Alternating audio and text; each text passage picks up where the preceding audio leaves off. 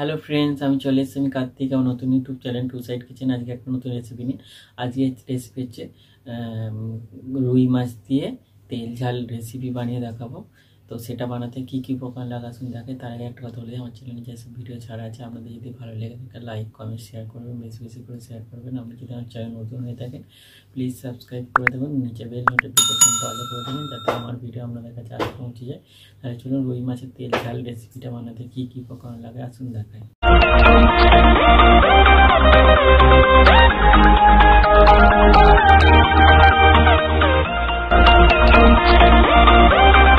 চলুন তাহলে আজকে রুই মাছের তেল ঝাল রেসিপিটা বানিয়ে আপনাদের দেখাবো। তার আগে একটা কথা বলে দিই, ভিডিওটা প্রথম থেকে শেষ অবধি দেখার অনুরোধ রইল।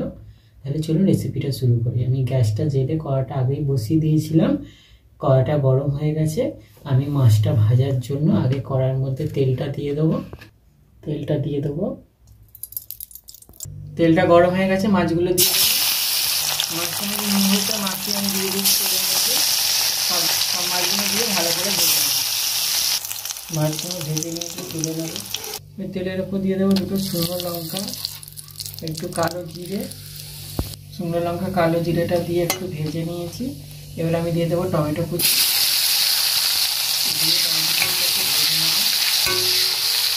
নুন দিয়ে দেবো একটু, নুন দিয়ে একটু ভেজে নেবো টমেটোগুলো, আগে একটু গলে নরম হয়ে যাবে।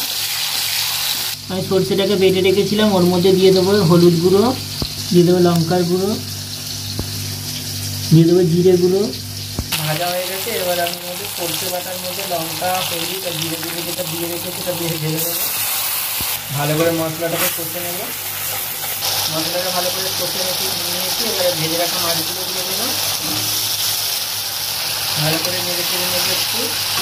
মাছটা দিয়ে ভালো করে নেড়ে চেড়ে কষে নিয়েছি, এবারে এর মধ্যে জল দিয়ে দেবো একটু। এবার ভালো করে একটু ফুটিয়ে তারপর নামিয়ে নেবো। মাছের ঝাল রেসিপিটা হয়ে গেছে, এটা নামিয়ে নেবো। দেখুন আমার রুই মাছের তেল ঝাল রেসিপিটা রেডি হয়ে গেছে। এই রেসিপিটা যদি আপনাদের ভালো লেগে থাকে লাইক কমেন্ট শেয়ার করবেন ও বেশি বেশি করে শেয়ার করবেন। আর প্লিজ সাবস্ক্রাইব করে দেবেন, আমাদের পাশে থাকবেন। চলুন তাহলে দেখা হচ্ছে নেক্সট ভিডিওতে। এরকম নিত্য নতুন ভিডিও পাওয়ার জন্য আমাদের চ্যানেলটাকে অবশ্যই সাবস্ক্রাইব করবেন, আমাদের পাশে থাকবেন। চলুন তাহলে দেখা হচ্ছে নেক্সট ভিডিওতে।